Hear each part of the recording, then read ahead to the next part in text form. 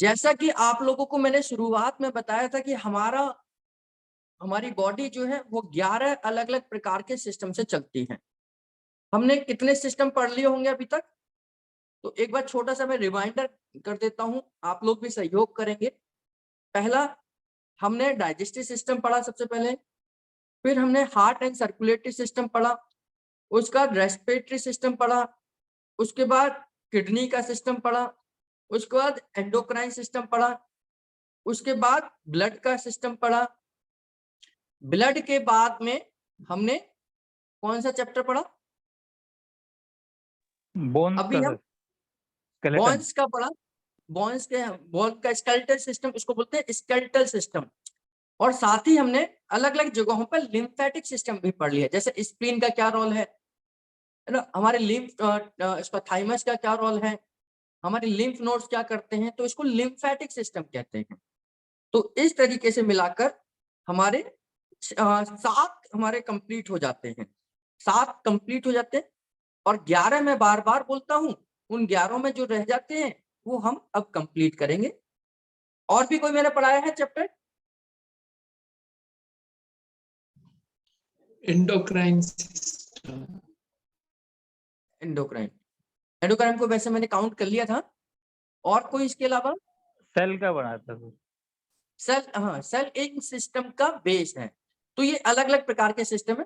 जब हम इस पूरे कोर्स को कंप्लीट कर लेंगे तो 11 सिस्टम में आपको बताऊंगा कि हमने कौन कौन से सिस्टम पढ़ लिए हैं। तो उसमें हमारे एक और सिस्टम आज शुरू हो रहा है जिसको हम नर्वस सिस्टम बोलते हैं। नर्वस सिस्टम, अब स्वाभाविक है कि जब हम सिस्टम की बात करते हैं तो कहीं ना कहीं सिस्टम किसी ऑर्गन से मिलकर बना होगा, ऑर्गन्स हमारे सेल से बने होंगे, और सेल हमारी सबसे छोटी यूनिट होगी उस सिस्टम की।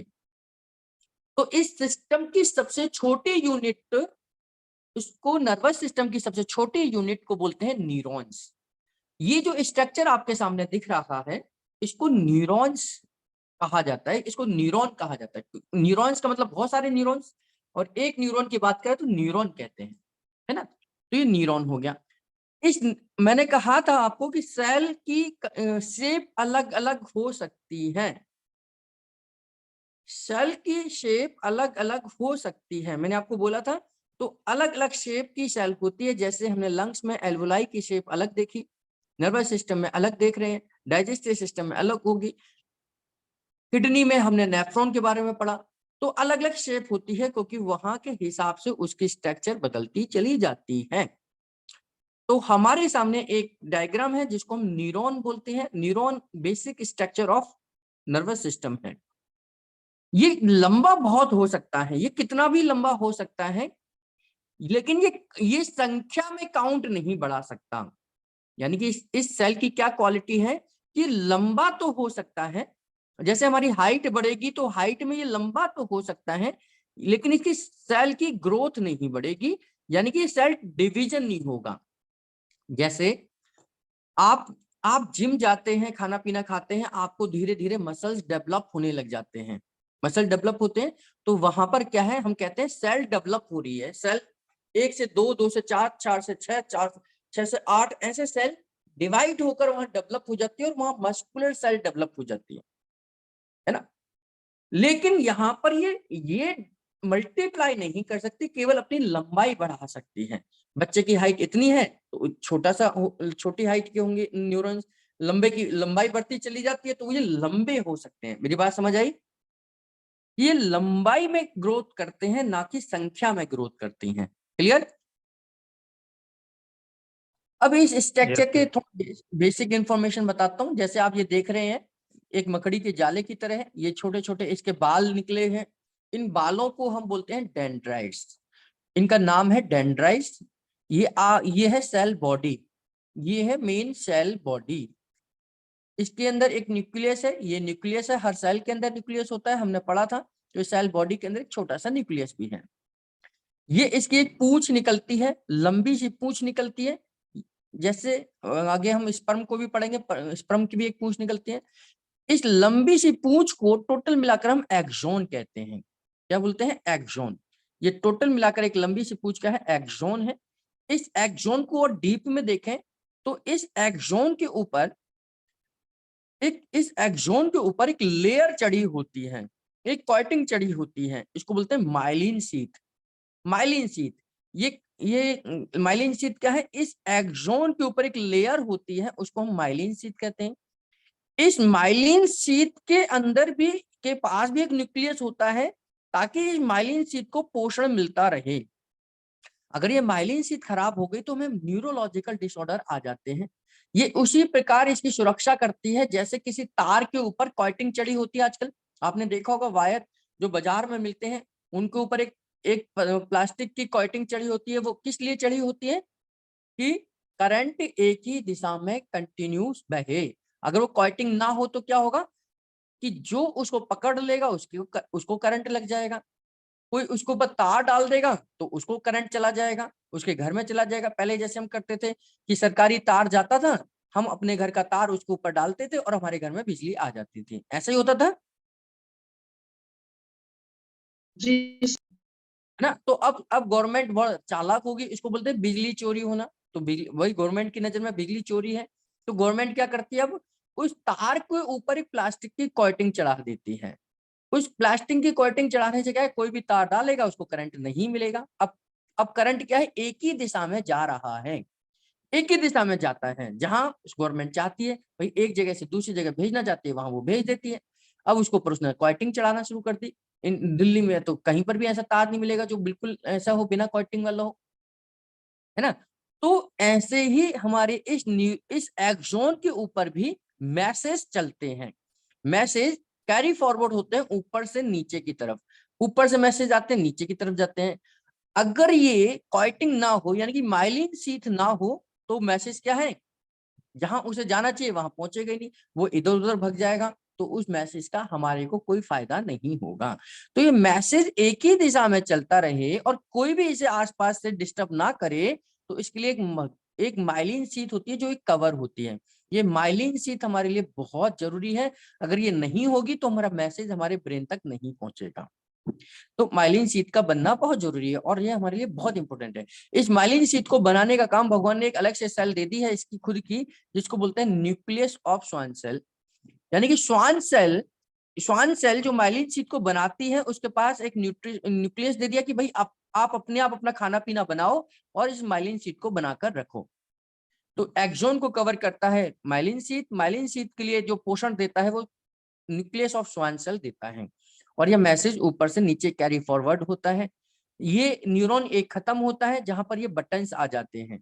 ये बटन्स आ जाते हैं छोटे छोटे, आप काले काले धब्बे देख रहे होंगे बालों के नीचे, इनको बटन्स बोलते हैं। मैंने यहाँ लिखा हुआ है बटन्स। इस बटन के बाद एक न्यूरॉन खत्म होता है, फिर दूसरा न्यूरॉन शुरू हो जाता है। यहाँ से एक दूसरा न्यूरॉन होगा और इन बटन से मैसेज दूसरे न्यूरॉन को ट्रांसफर हो जाता है।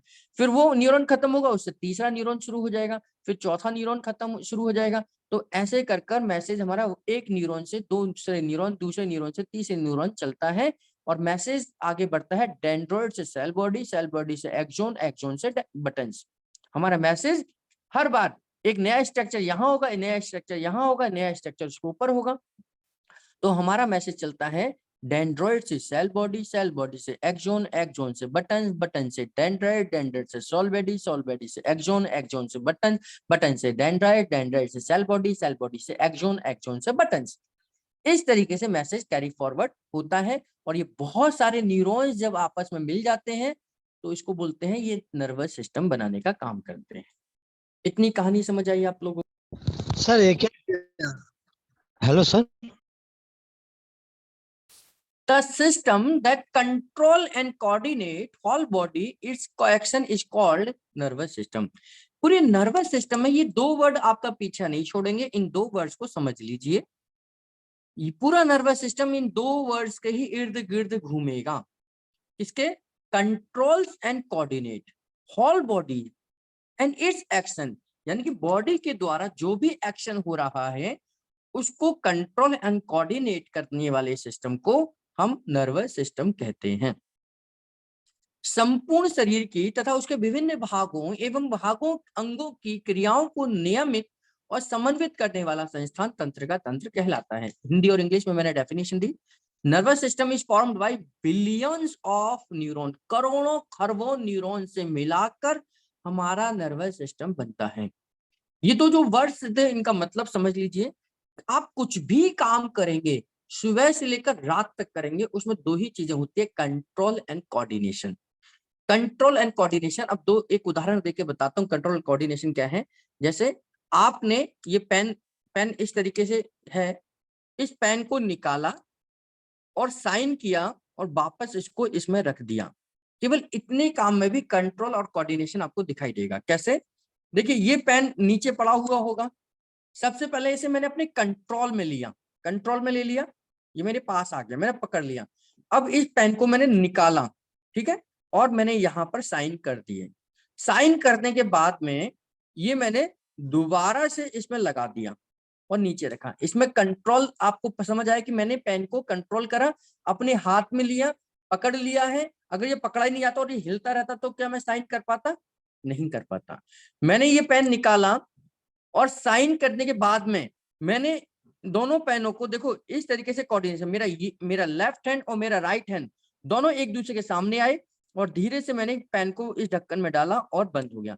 अगर ये दोनों का कोऑर्डिनेशन ना होता, ये ढक्कन इधर भग जाता, ये ढक्कन इधर भग जाता, मैं ऐसे आ रहा हूँ, ये ढक्कन इधर भग जाता, या ये ढक्कन तो अपनी जगह पर है, मैं पेन को ही ऐसे चला जाता। तो ये कोऑर्डिनेशन की गड़बड़ी है, यानी कि दोनों हाथों के कोऑर्डिनेशन की गड़बड़ी है कि पेन में ढक्कन नहीं लगा पा रहा। बहुत सारे लोगों को आपने कभी देखा होगा लाइफ में, कभी आप ऑफिस में बैठते हैं, कहीं कहीं दिखते हैं, उन लोगों को ढक्कन लगाने में बड़ी दिक्कत होती है, तो उनका कोऑर्डिनेशन गड़बड़ है। पकड़ तो रहे हैं, अगर पकड़ने में भी दिक्कत है उनको, तो वो कंट्रोल भी गड़बड़ है। तो ये छोटा सा एक उदाहरण है, हमारी पूरी लाइफ में पूरे दिन भर में कंट्रोल और कोऑर्डिनेशन पे हम काम करते हैं। जैसे जूते पहनना, तो जूते पहनने से पहले जूते को पकड़ना पड़ेगा, कंट्रोल करना पड़ेगा उसे, फिर पैर को जूते के अंदर डालना, ये कोऑर्डिनेशन है। फीते बांधते हैं, फीतों को बांधने के लिए पहले फीतों को पकड़ना पड़ेगा, तो ये कंट्रोल है। कोऑर्डिनेशन, दोनों हाथों से फीतों का एक मूवमेंट हम करते हैं और फीतों को बांधते हैं। तो जिसका कंट्रोल होगा उसके उसके जिसका कंट्रोल खराब होगा उसमें चीजों को पकड़ने की क्षमता ही नहीं होगी। जिसका कोऑर्डिनेशन खराब होगा वो दोनों हाथों से एक साथ मूवमेंट नहीं कर पाएगा। जैसे शर्ट पहनते हैं आप, शर्ट पहनते समय आप शर्ट को उठाते हैं और दोनों हाथों से पहन लेते हैं। अब बटन लगा रहे हैं तो बटन में आप क्या करते हैं, एक हाथ से एक बटन को पकड़ते हैं, दूसरे से आप उसके कब्जे को पकड़ते हैं, यानी कि छेद को पकड़ते हैं, और उस बटन को उस छेद तक लेके आते हैं, उसके अंदर डालते हैं और निकाल देते हैं, यानी कि आपका कोऑर्डिनेशन बिल्कुल ठीक है। सुई में धागा डालना, सुई को पहले पकड़ते हैं, धागे को पकड़ते हैं, यानी कि आपका कंट्रोल ठीक है। कोऑर्डिनेशन, जब आप धागे और सुई को बिल्कुल पास लाते हैं तो आपका धागा उस सुई के अंदर जाना चाहिए।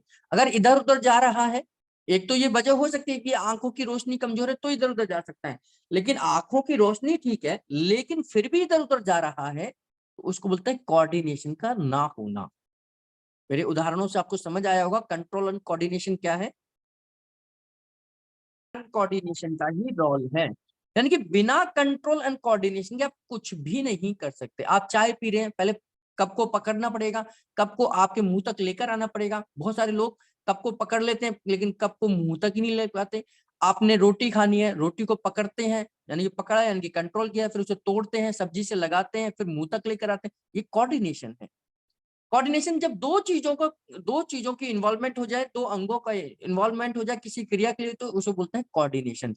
अब मुंह और हाथ दोनों का कोऑर्डिनेशन है तभी तो खाना अंदर जा रहा है। गिलास में पानी पीना, तो पानी के लिए आपको पहले जग को पकड़ना है, फिर गिलास को पकड़ना है, फिर जग को गिलास के ऊपर रखना है और पानी को टप डालना है। और जिनका कोऑर्डिनेशन खराब होगा वो जग से पानी गिलास में नहीं डाल पाएंगे। तो ये कंट्रोल एंड कोऑर्डिनेशन, इसी को नर्वस सिस्टम कंट्रोल करता है। छोटे से छोटे कंट्रोल एंड कोऑर्डिनेशन को, बड़े से बड़े कंट्रोल एंड कोऑर्डिनेशन को यही कंट्रोल करता है। सुई में धागा डालना बहुत छोटा कोऑर्डिनेशन है, मतलब छोटा माइनर है। बाइक चलाना, कार चलाना, ये सब चीजें बड़े बड़े कोऑर्डिनेशन पर हैं। हम दौड़ते हैं, हम भागते हैं, हम बैठते हैं, हम कुछ भी करते हैं, तो ये कंट्रोल और कोऑर्डिनेशन के आधार पर ही करते हैं। मेरी बात समझ आई?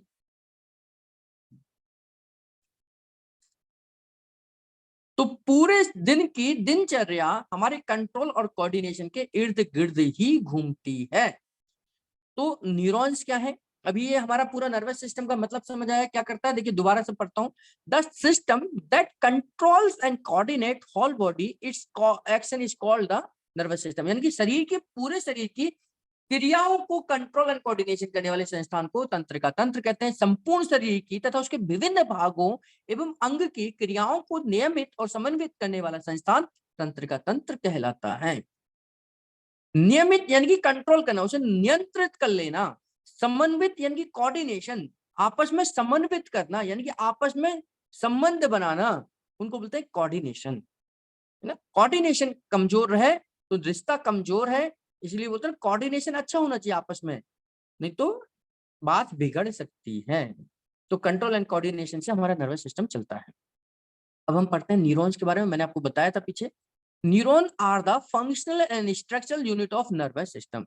नर्वस सिस्टम में लाखों करोड़ों न्यूरॉन्स होते हैं और न्यूरॉन्स के अंदर सेल बॉडी, डेंड्राइट्स, एक्सॉन ये मुख्य भाग हैं। इनकी खास बात ये है कि ये सेल मल्टीप्लाई नहीं हो सकते, यानी कि ये 1 से 2, 2 से 4 नहीं बनते। जब हम पैदा होते हैं जितने न्यूरॉन्स होते हैं लास्ट तक उतने ही न्यूरॉन रहते हैं। कम तो हो सकते हैं, ये डेड तो हो सकते हैं, मर सकते हैं, कर सकते हैं, परंतु बढ़ नहीं सकते, यानी कि ये संख्या में नहीं बढ़ सकते, लंबाई में बढ़ सकते हैं, इनकी हाइट बढ़ सकती है, संख्यात्मक ये नहीं बढ़ते। इनके कम होने से या इनकी गड़बड़ी होने से multiple sclerosis, MS, DND, Duchen neuron disorder, dystrophy, ये एक प्रकार की डिस्ट्रॉफी है, मस्कुलर डिस्ट्रॉफी है, MND, मोटर न्यूरॉन डिसऑर्डर आदि डिजीज हो जाती हैं। ये इलेक्ट्रिक वायर की तरह काम करते हैं। इनके काम करने के लिए ग्लूकोज और ऑक्सीजन की जरूरत होती है। पूरे नर्वस सिस्टम को ग्लूकोज और ऑक्सीजन की जरूरत होती है, ये हमारे संदेशों को ब्रेन तक पहुंचाने का काम करते हैं। इतनी कहानी समझ आई आप लोगों को? Yes sir. तो ये Yes, sir. ये जो न्यूरॉन है इनकी लंबाई हमारे शरीर में अलग अलग हो सकती है। लंबे भी हो सकते हैं, छोटे भी हो सकते हैं, मीडियम भी हो सकते हैं। इनकी लंबाई अलग अलग हो सकती है। इसकी लंबाई कोई फिक्स नहीं है, अलग अलग जरूरत के हिसाब से, शरीर के हिसाब से, अंग के हिसाब से, ऑर्गन के हिसाब से, पार्ट के हिसाब से अलग अलग होती है। ये एक हिस्सा इसका सेल बॉडी का है, एक इसका एक्सॉन का है। तो बहुत मैंने आपको बताया, इसके बराबर में भी एक एक्सॉन होगा, इसके बराबर में भी एक्सॉन होगा, इसके ऊपर भी एक्सॉन होगा, इसके नीचे भी एक्सॉन होगा। ये पूरा का पूरा एक्सॉन्स का ग्रुप है, ये न्यूरॉन्स का ग्रुप है, जिसको हम नर्वस सिस्टम कहते हैं। लाखों करोड़ों न्यूरॉन्स होते हैं जो नर्वस सिस्टम को बनाते हैं।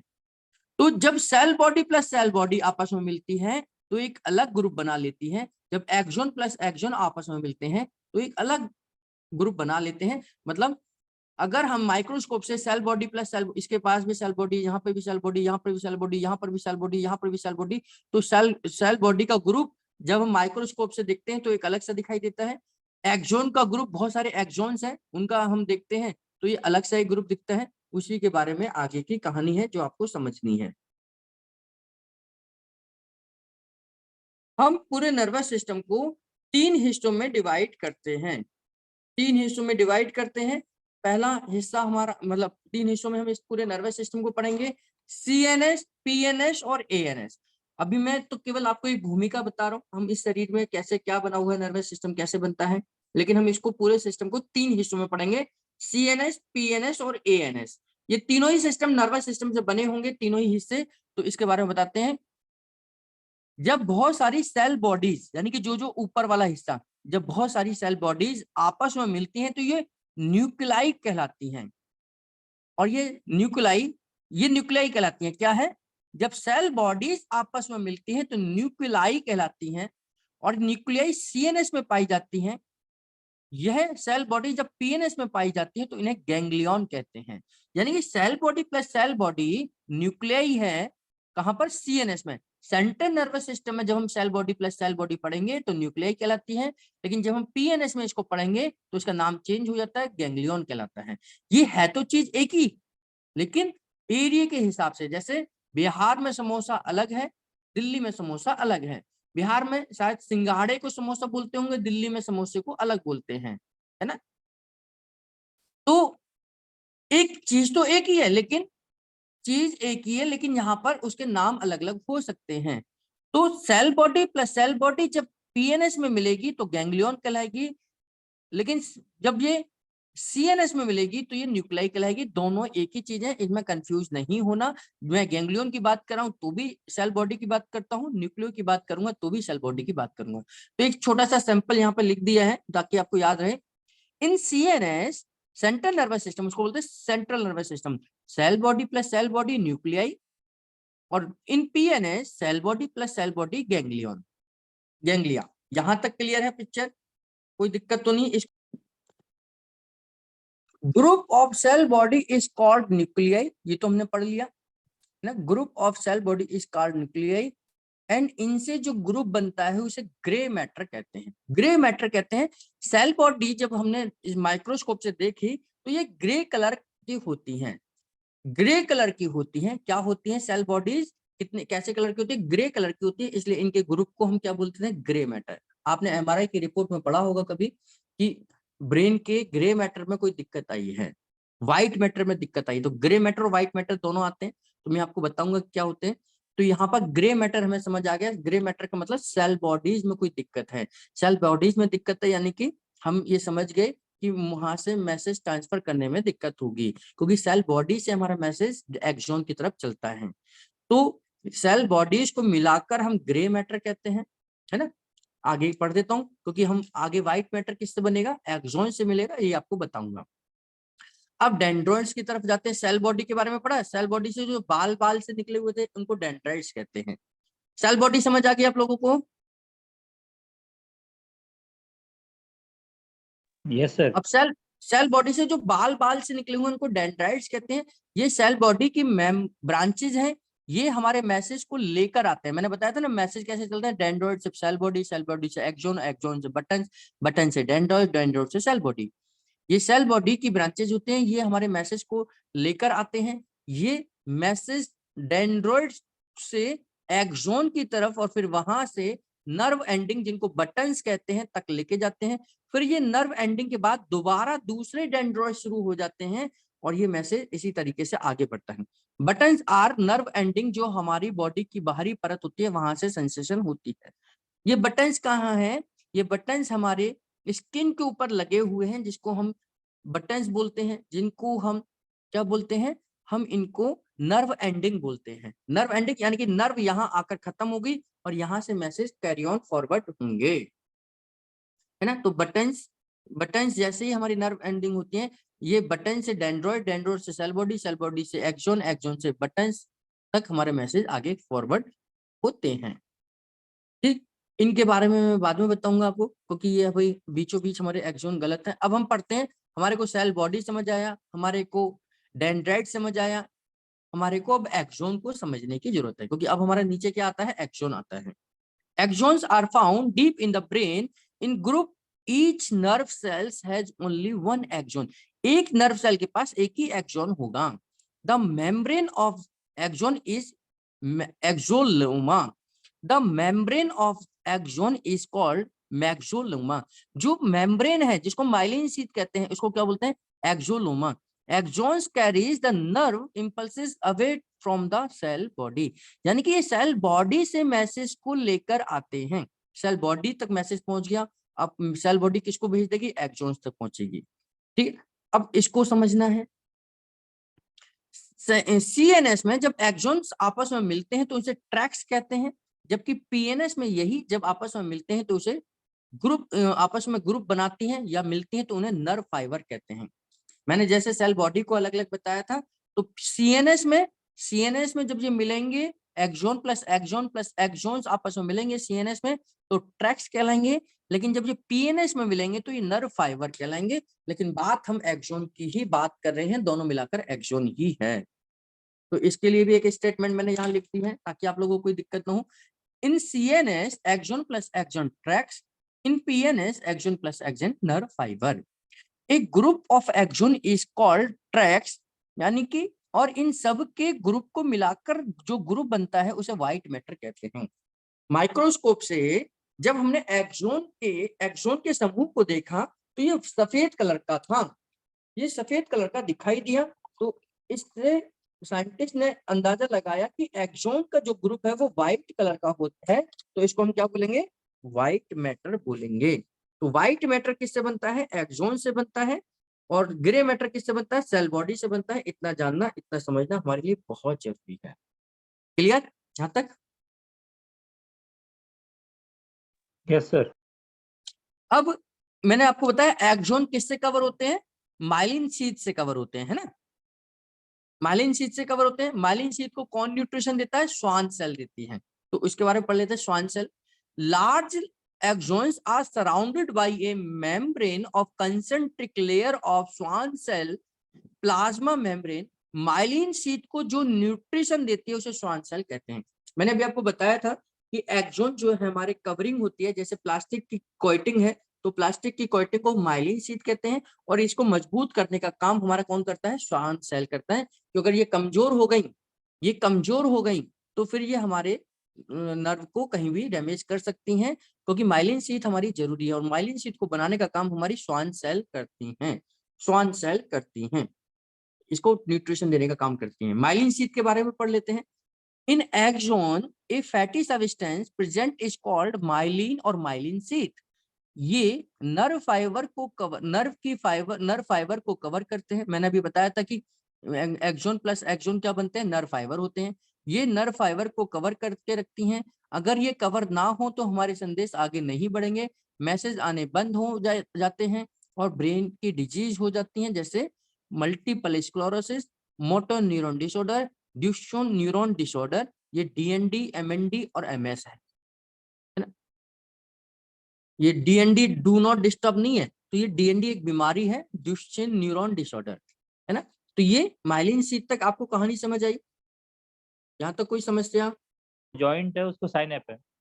हाँ हाँ, मतलब एक न्यूरॉन जहाँ खत्म होता है उसके लास्ट भाग को हम बटन्स या नर्व एंडिंग कहते हैं।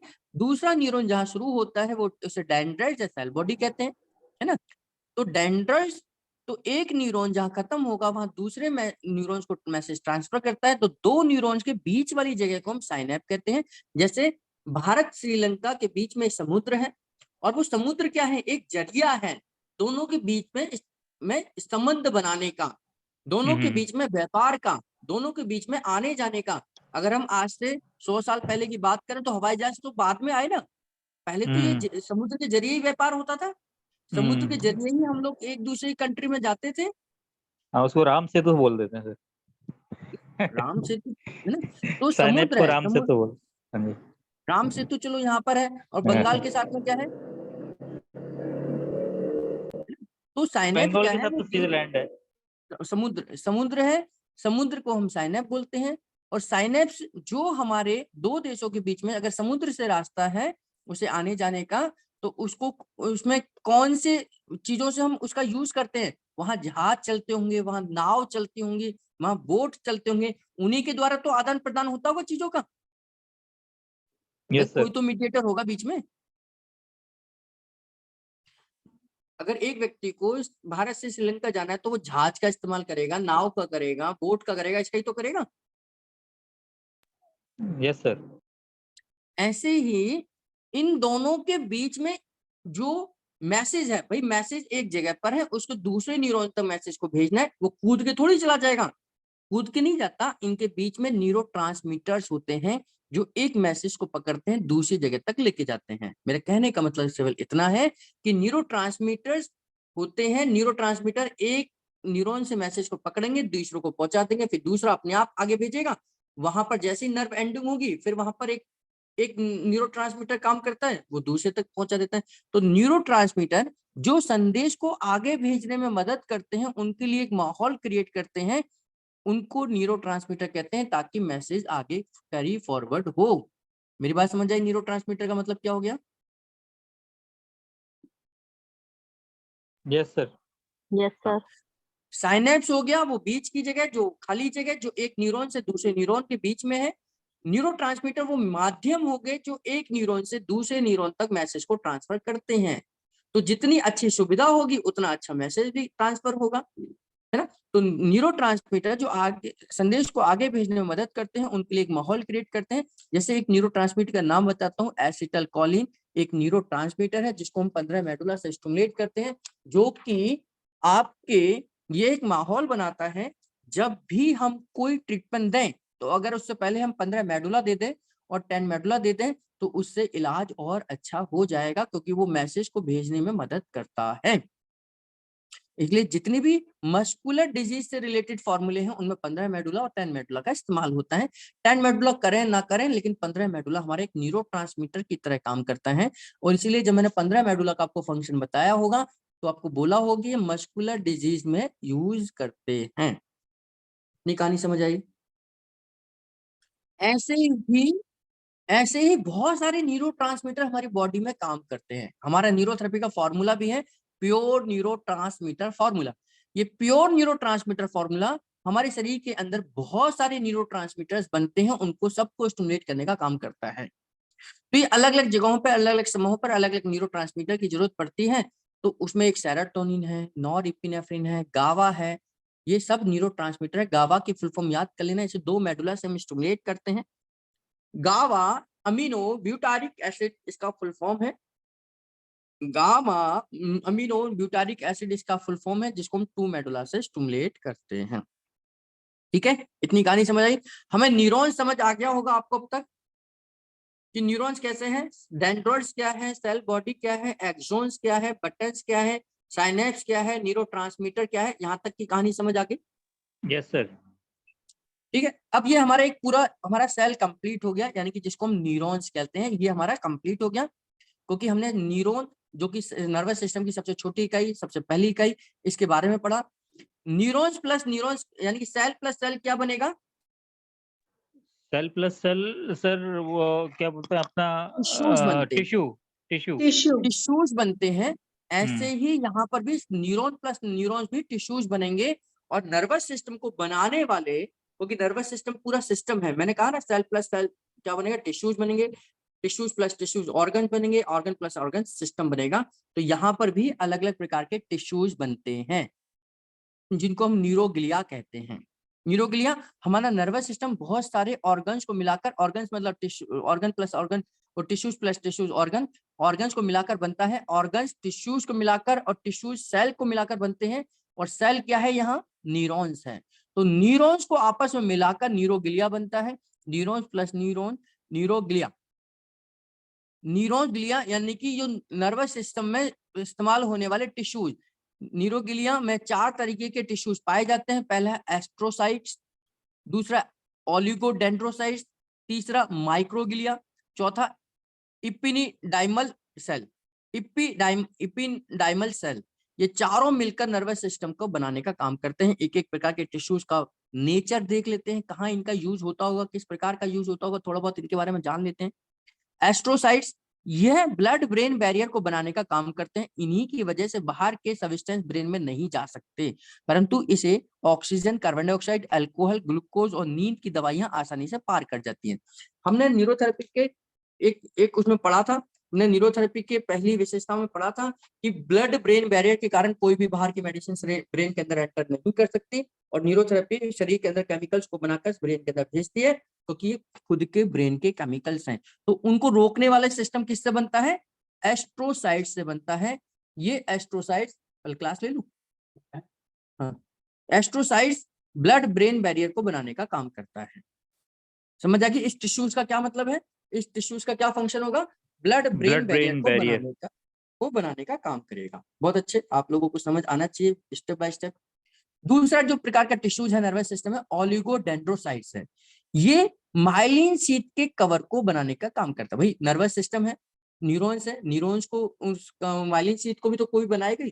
तो ओलिगोडेंड्रोसाइट माइलिन शीट को बनाने का काम करते हैं।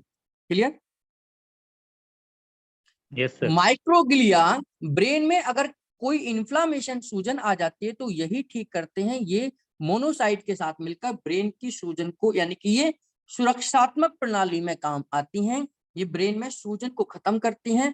मोनोसाइट को हमने ब्लड के अभी चैप्टर को कंप्लीट करा है, आप लोगों को ध्यान होगा, पढ़ा होगा, तो मैंने बताया था मोनोसाइट्स सबसे सूजन बड़ी वाली सेल जगहों होती है। पर पहुंचकर इन्फ्लामेशन को खत्म करती है। ध्यान है आप लोगों को? Yes sir.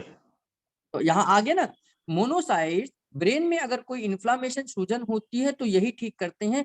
ये मोनोसाइट्स के साथ मिलकर ब्रेन की सूजन को ठीक करती हैं, इसको बोलते हैं माइक्रोग्लिया। और चौथी जो हमारी टिश्यूज हैं, इपिडाइमल सेल। ब्रेन से स्पाइनल कॉर्ड को बनाने में इसकी मेन भूमिका।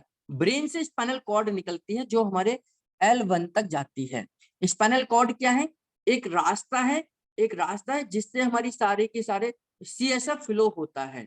एक कैनाल है जिसमें से CSF फ्लो होता है। ब्रेन में से एक पानी बनता है जो नीचे तक हमारी स्पाइन में जाता है, जिसको बोलते हैं CSF का फ्लो होना, सेरेब्रो स्पाइनल फ्लूइड। इस फ्लूइड को फ्लो होने के लिए एक रास्ता चाहिए होता है, उसी को बनाने का काम करती है कौन सी? इपिडाइमल सेल। ब्रेन से स्पाइनल कॉर्ड को बनाने में इसकी मेन भूमिका होती है। तो इसमें मैंने आपको न्यूरॉन समझाए। न्यूरॉन्स आपस में मिलाकर टिश्यूज बनते हैं। इसमें 4 प्रकार के टिश्यूज हैं। इन चारों प्रकार के टिश्यूज का अपना अपना नर्वस सिस्टम में क्या रोल है, ये मैंने आपको समझाया। तो यहाँ तक की कहानी आपको समझ आई होगी। नेक्स्ट क्लास में आपको टाइप ऑफ सेल्स बताऊंगा, नर्व बताऊंगा कि नर्व के कौन कौन से टाइप होते हैं। आज की क्लास को यहीं